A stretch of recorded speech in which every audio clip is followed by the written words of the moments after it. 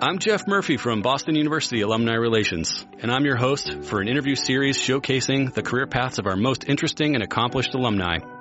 Welcome to the Proud to Be You podcast.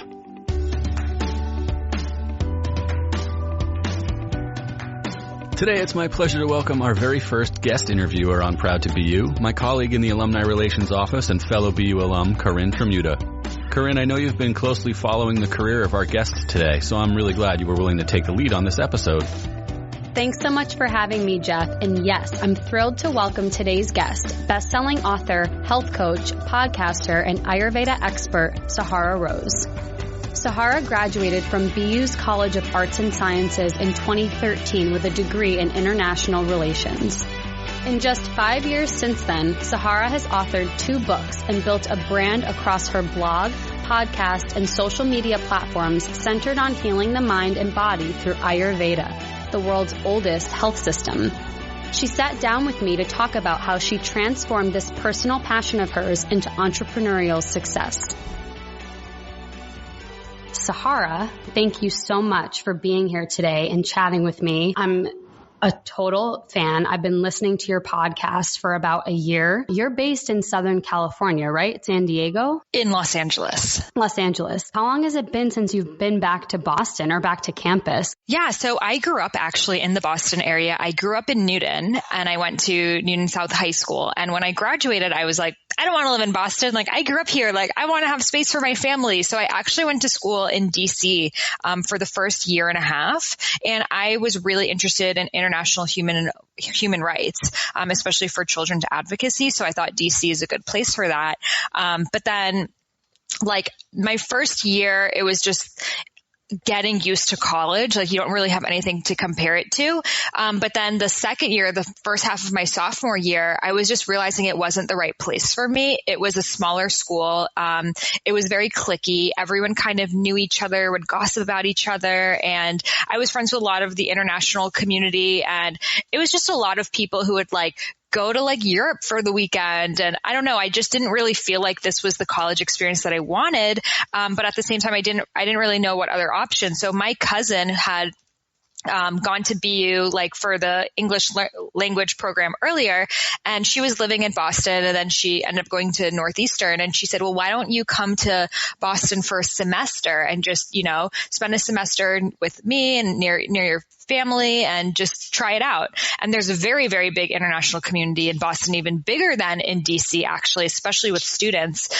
So I decided I would do a visiting semester at BU the second half of my sophomore year. And I loved it so much that I never went back. And then I graduated from BU.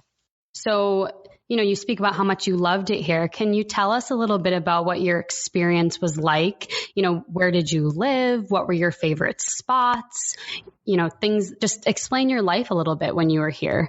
Yeah. So it was different for me because I transferred in the middle of the year. So I didn't really know anyone. I knew people who went to other schools in Boston, Northeastern, Suffolk. And I lived off campus. I lived in downtown Crossing area right next to the Boston Commons. So I would just take the T, it went straight into BU campus. So I didn't have to switch or anything. So at the first I was kind of feeling like a commuter, oh, I'm just coming in for class and leaving. But then with the classes there, I started to just make friends in the class. I particularly loved all of the women's studies classes that I took. I took one called Woman, Race, and Gender in Mass Media with Dr. Gottfried. And that was amazing. I loved it so, so, so much. And there was another one on globalization and women. And it was just so fascinating because it was topics that I wanted to just talk about and learn about in my free time. Whereas when I was studying more of the human rights and law, it was a lot more just memorization of things. So I really liked how the emphasis was just on you understanding topics. I remember in the middle of my junior year, I had to go to India in the middle of the year. And she's like, okay, you can go to India for the week, but when you come back, you have to do a presentation on what you saw in India. And I did that. And I was like, that's so cool. So I love how BU, allowed so much much freedom. Like that is really what I would say BU is. It's freedom. It's perfect for someone who's an individual. If you're someone who's like, I just want to like try everything, explore, like really make the city my campus, then that is right for you. And I just noticed that at BU, like since it's such a big school and the campus is like wide open, like there isn't clickiness. Whereas in other schools with a small campus, you're just seeing the same people in the same places. You don't really have anywhere else to go. So that can happen. And I spent a lot of time like just throughout the city. Like I would go to class and then like go to like sweat and soul yoga, which was like kind of the Alston part of BU. Take the tea down there and then like get a salad from across the street and then like take the tea back home. Like I really felt like an independent adult there. You have just created so much imagery in my head. I love it. You should come work in our marketing communications office. The word you used, freedom, to sort of describe like the BU experience. I love that word so much. So, you're talking about the passions you sort of developed from the classes that you took here, right? Like women's studies, sort of developing a global view. How did these passions sort of jumpstart your career once you graduated? Because I know that you're a 2013 graduate. So, you haven't been out of school too long, but still have just done so much. So how did these passions that developed at BU jumpstart your career? So when I transferred, I was going through my own health problems. I had digestive issues, hormonal issues, like couldn't sleep at night, all of these different health problems. So I started to just in my free time get obsessed with studying nutrition, though I wasn't studying it in school. I would read blogs, get books, etc. And then when I transferred, I just decided to like start a blog and I just decided to call it Eat, Feel, Fresh. And little by little, I became so obsessed with the blog. To be honest, during some economics classes, I was blogging. I will admit it. Like, I was obsessed with my blog. We'll keep it secret. Yes. And what BU allowed me to is I like, obviously there's a lot of work involved, but I still was able to like keep up with my blogging. And then from blogging, I wanted to study like holistic health coaching. So I did an holistic health coaching school while I was in college. And then I wanted to learn about sports nutrition. So I did a sports nutrition certification while I was in college. I started my health coaching business when I was like, the end of my junior year. So then when I was a senior, I had like my blog and my health coaching business. And then the things that I was learning in school, I was just kind of more applying like the psychology of it to health coaching, like just the different types of, for example, like in women in the media, like how are they portrayed in the media? What does that have to do with eating disorders? How do eating disorders fuel a lot of our health problems? So I was just taking kind of the best of everything and making it my own. Mm-hmm. And then when I graduated, I was like, I had tried an internship at like some ad agency. I think that was right after I graduated and I like couldn't do it. And I was like, okay, I really want to make this blog like my main thing and my health coaching practice. So I just went all in and here I am 3 books later, I'm still doing it. So I want to transition now into sort of the basis of what you and your business is all about. And that being Ayurveda, this, the world's oldest study and system of medicine. And I am going to leave that to you to sort of tell us what that's about and how that shaped your business, even going off of what you were talking about before with like your health coaching business and all the health problems you were experiencing. How did you discover Ayurveda? And just tell us more about what that is. So when I was going through those health problems, I went to tons of different doctors, and no one could really find the issue. So I knew that there had to be a reason why I have digestive issues. I'm not getting my period and I'm fainting and I lost 30 pounds and like I have anxiety and insomnia and like all of these things. But everyone was like, take birth control, take anti-anxiety medication, take IBS medication, just prescribing me different pills. So eventually, I had been volunteering in India, not related to studying Ayurveda. I was just volunteering there. I've always just loved India. And I decided while I was there that I would visit an Ayurvedic doctor just to see what they would say. And the moment that she saw me, she said, Beta, which means daughter. She's like, oh, you too pretty to never have baby.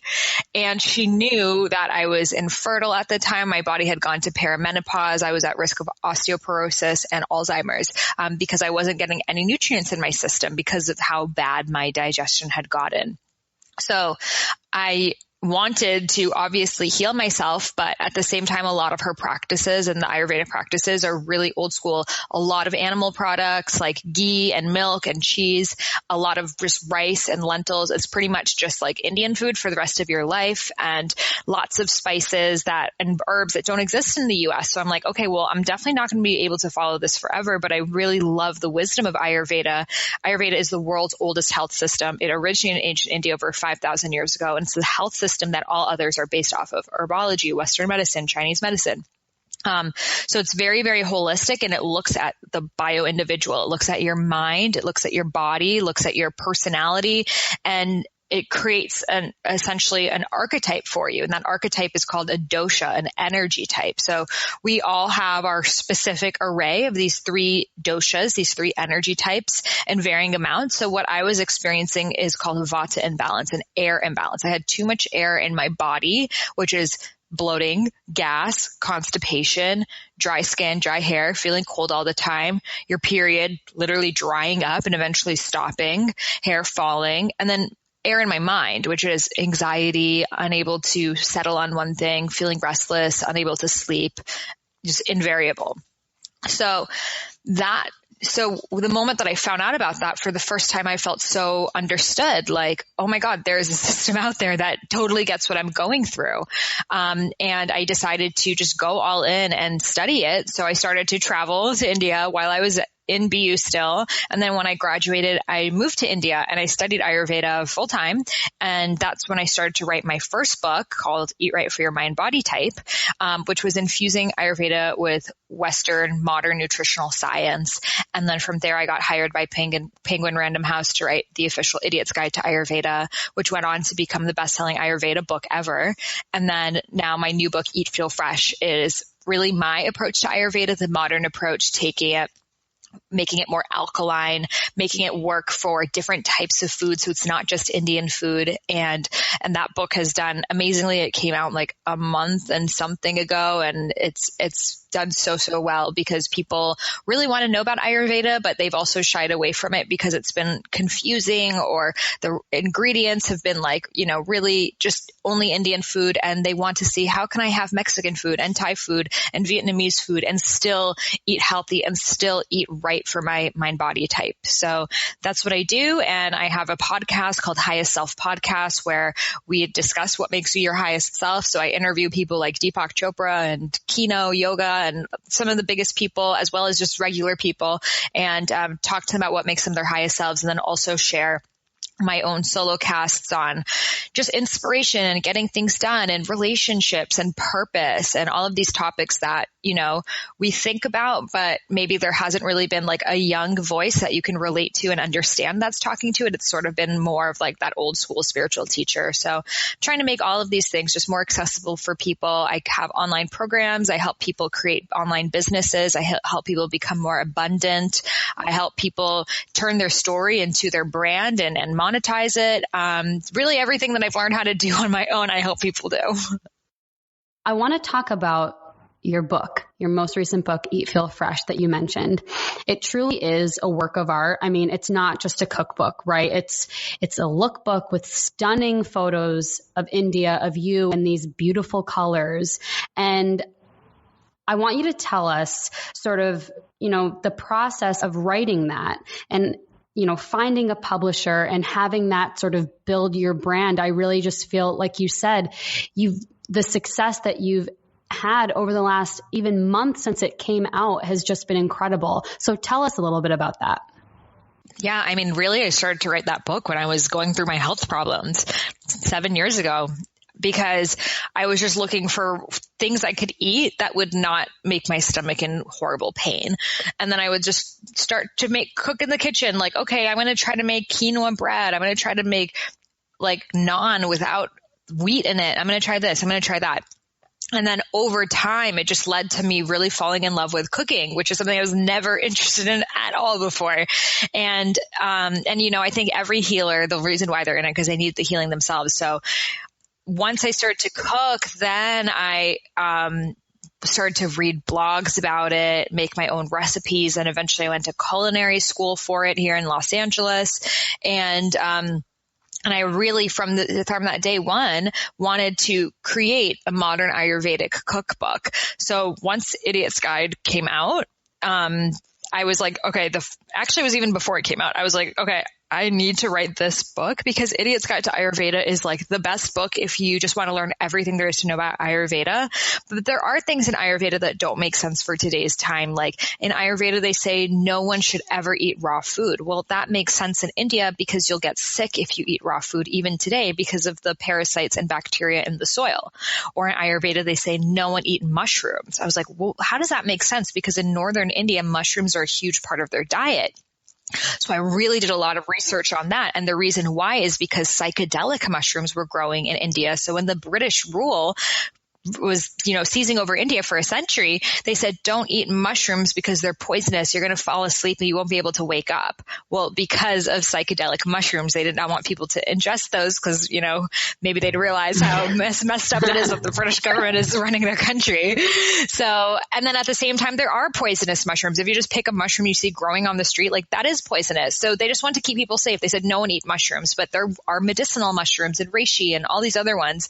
So I look at Ayurveda from today's lens. I say what makes sense for today and what doesn't. And then I created recipes based off of that. Love that. So you mentioned Penguin Random House is the publisher, right? Or was that just for Idiot's Guide? For both of them. For both of them. Did they reach out to you or did you sort of find them? How did you get connected to them? Yeah. So my first book that I wrote, Eat Right for Your Mind Body Type, after I wrote it, I didn't know anything about a publishing process. I've never met an author in my life. I was like, I'm just going to write a book. And I wrote one. It took me like 2 years to write that book. I spent all my money on getting it edited and graphic design and this and that. And then once it was done, I was like, I really wish this book could be like on the shelves of Barnes and Nobles, but I don't know how to go about that. So then I started to just research and I learned you need a literary agent. And then the literary agent is like the person that talks to the publisher. So I emailed like 100 literary agents and none of them responded to me clearly. And then eventually I met a girl who was an author, and then I met another girl who was an author. And just like from knowing them, I showed them the book. I was like, look, I have this completed book that I wrote and I'm looking for a publisher. So one of them was like, okay, I don't know if my literary agent will be interested or not, but I'll connect you with her. And she did. And she was like, oh, I really love it. Let's try Shopping Publishers. So Shopping Publishers is when they show, it's normally a book proposal, not a whole book. But I really went all out. And we sent it to 30 different publishers and they all said no. So I was like, okay, I guess this might have to be self-published, but I was really holding that vision of, I want this to be on shelves of Barnes and Nobles. Like, this is a good book and this is going to change people's lives. And there's so many other people out there with health problems and anxiety and all these issues, just like me, who could really benefit from this book. And 2 days after, like, I got all of the no's, the agent got called by Penguin Random House, and they were looking for someone to write the official Idiot's Guide to Ayurveda. And they're like, do you know anyone? She's like, well, I know this girl. She's like young, but she may be a good fit. And they're like, I don't really know. Like, okay, let's just see what her table of contents would be. So they gave me a week to write a sample table of contents, and I just channeled source. And that day I wrote the full 16-page table of contents, like the best one ever. And I sent it back to them. They're like, okay, if you were to write the first chapter, let's see it. So I went to Barnes and Nobles. I read like 30 Idiot's Guide books, really understood their tone, stayed up all night, wrote that first chapter, and then sent it back to them. And then they're like, okay, we had an author who is 4 months into the 6 months that you get to write these books, and she quit. So would you be able to start to finish write this book in 2 months? I'm like, yes. Oh my God. So I did. I really zoomed in. I cranked out and I wrote the 400-page textbook on Ayurveda in 2 months. And then once that came out, you would think that I'd be like super happy, but I was like, oh no, like I want to make my Ayurveda book happen, like my modern version of Ayurveda. And like now I just wrote this book for them and it's not my book. And even during the writing process, I was like, it was really hard because I didn't want to like take the same information that I had put in that book because there's, all these copyright laws and you can't repeat yourself. And I'm like, how am I going to re-explain Ayurveda in a way I have not previously explained it before? But then I realized, like, look, if I were to die next year, this is the last book that anyone's ever going to know from me. I need to make it the best ever and put my all into it. So I did. And I'm really glad that I did because I still modernized it in that book. I took out all animal products. There's no ghee. And still really made it work for today's time. And then after I wrote that book, then I had, a relationship with the publisher that I could write my next book. You truly are an entrepreneur. I love your grit. You hold these visions, you stick to them, and you believe in yourself, right? Like that's truly what it takes to be an entrepreneur. When you're your own boss, nobody's going to give you a pat on the back or tell you to believe in yourself. That really has to come from you. And, you started out with your blog, you have your podcast, you have 3 books, your social media is incredible. All these master classes and mini courses that you're sending out to your community via email. I mean, you're really doing it all here. So this is sort of your brand, right? It's very digital and you're interacting with so many different people. So, what is next for you? What do you see being next for yourself? Like, what can we expect to see from Sahara Rose in the next few years? Yeah, good question. I was just asking myself that. I'm like, what's 2019 going to look like? I've done a lot and I've had really that fire under my to get all this stuff done. And I'm really grateful for it. But what I'm seeking is more space, because to write a book, you really have to be all in. And right now I'm really I'm managing a business. I have multiple people who work for me and it's a real business. But what I'm seeking is to write my next book, which is going to be on entrepreneurship, actually, and looking at the doshas, these archetypes in the frame of entrepreneurship, and helping people, especially who want to do online businesses, because it's something that is so life-changing. I mean, once you do an online business, you're like, why would anyone do any other kind of business? But it does take this kind of learning curve that, a lot of people get really daunted by it, an email list and your social media, and it is a lot of moving parts. So I want to create the space for myself for and I'm also getting married in June, for the beginning part of 2019 to just focus on writing that book. In my experience, when you're writing a book, that needs to be pretty much all you're doing. You need to be all in. Writing a book, you're not going to be able to crunch in 2 hours in between meetings and maybe editing it. Yes, but writing it, you need to be such a creative channel. And, just the littlest things like a text from someone can really throw you off. So when I'm writing a book, I'm like, hey guys, you're not going to hear from me in the next 2 months. And it really doesn't take more than 2 months to write a book, guys. Just that 2 months that you're really setting those boundaries. It could be during the holidays, etc. I mean, it could even be less. I have a friend, she wrote her book and it's a great book in 2 weeks. It's not the time that it takes, the Eat Right for Your Mind Body Type. I spent 2 years because I didn't know how to write a book. If you just crunch and you have a table of contents and you have a plan and you have a strategy and you just go after that, then you can get a book done literally even over a weekend. I've heard of people Deepak Chopra wrote 7 Laws of Spiritual Success in a weekend. So it's just one channel that has to just come through and you just have to totally allow it and not to schedule it into the slots of your day. So I want space. I want to write the book. I want to get married and just see where the energy flows at that point. Amazing. Congratulations on your engagement too. Oh, thank you. So exciting. So my question for you is, for our audience listening, that's mostly students and alumni of the university, what advice do you have for them who, if any of them are looking to become entrepreneurs, what lessons have you learned and how can you channel that into some advice? Yeah, I mean, I'm writing a whole book on it, so there's a lot of lessons. Really, it's to know what type of entrepreneur that you are. There's many different types. There are the more Vata types, we're the more creative types. There's the more Pitta types, we're the more analytical, like execution types. There's the kapha types that are more personal one-on-one types. So first have self-awareness. Don't just follow someone's business model because you see they're doing well at it. That may not be what serves you the best. So first it takes awareness of like, where are my skills? Where do I best serve? Like, yes, I can wear these different hats, but is that really the best use of my unique gifts? And then from there, just focus on one thing. Don't try to do it all. Try to just do one thing and break it down, reverse engineer it. What is the next step I could take? Okay. Once I do that, maybe it's sending an email. Okay. Maybe it's connecting with someone. Maybe it's this, maybe it's that. Break it down step by step and don't get overwhelmed by the enormity of the task because that's only going to hold you back. Amazing. I love it. Sahara, thank you so much for all that you shared. We're so proud of you. We can't wait to see what you do next. It's really been a pleasure chatting with you today. Oh, thank you so much for having me. Thanks again, Sahara, for joining me on the Proud to Be You podcast. If you'd like to learn more about Sahara, you can visit her website, IamSaharaRose.com, or you can subscribe to the Highest Self podcast. Nice job, Corinne. Thanks again for taking the reins on this one.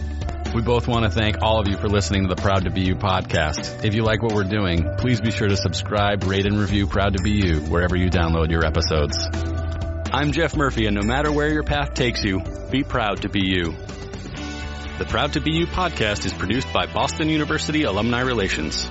Our theme is from Jump and APM Music. To learn more about Proud to Be You, visit bu.edu/alumni/podcast.